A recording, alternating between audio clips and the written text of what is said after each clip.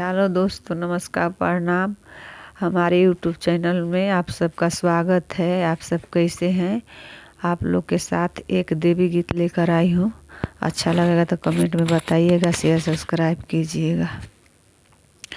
सभ के बेरिया ये निबिया भइलु का चनारवा की हमारे बेरिया ना।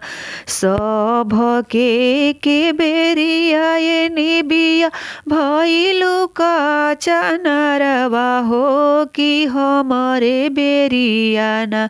निबिया भइलु पत झरवा हो कि हमारे बेरियाना।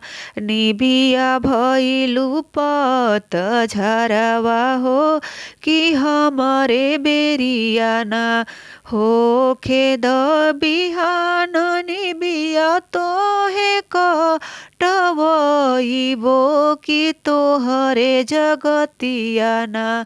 निबिया अढ़ौल लगइबो हो कि तोहरे जगतियाना।